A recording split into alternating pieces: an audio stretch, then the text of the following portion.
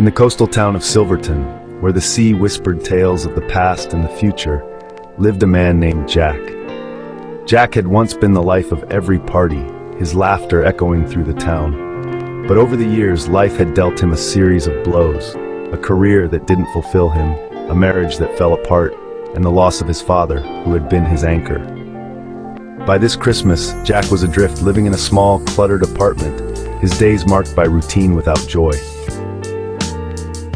This year, Jack decided to spend Christmas alone, not out of choice but from a sense of resignation. However, an unexpected invitation from his old friend Sarah changed his plans. Sarah, now running a local shelter, asked for his help on Christmas Eve to serve meals to the homeless. Jack, though reluctant, agreed, seeing it as a way to fill the empty hours. Walking into the shelter, the warmth of the place, filled with the aroma of cooking and the sound of laughter, was a stark contrast to his own life. There, among the volunteers, was a diverse group of people, each with their own story of hardship and hope. Jack was assigned to serve food, his initial awkwardness giving way to genuine smiles as he interacted with the guests. One particular guest, an old man named George, caught Jack's attention. George, with his weathered face and wise eyes, shared stories of his life, from being a successful businessman to losing everything, only to find joy in the simplicity of life and in helping others. Life, George said, is about the climb and the fall, but it's the love we give and receive that makes it worth living. Jack listened, his heart beginning to untangle from the knots of his own disappointments. Here in this shelter, he saw people who had faced far worse than he had, yet they held on to hope, to kindness, to the belief in better days. As the night went on, Jack found himself not just serving, but engaging, laughing, even sharing his own story with those who listened without judgment.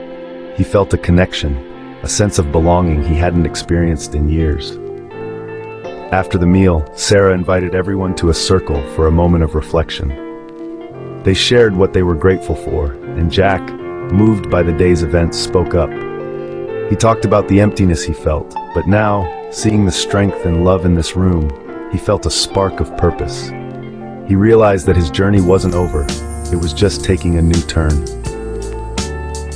That Christmas Eve, Jack decided to volunteer more, to reconnect with the community, to perhaps find new ways to use his skills to help others.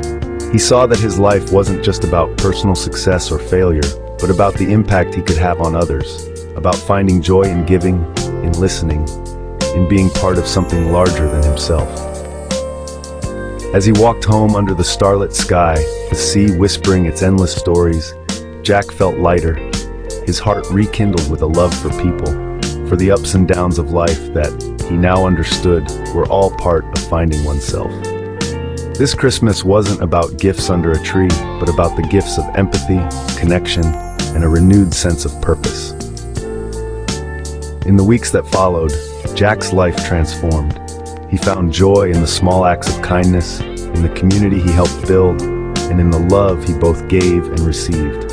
And so, through the trials and tribulations, Jack had found not just himself, but a new way to live, one where every day could feel like a little bit of Christmas. Merry Christmas, everyone.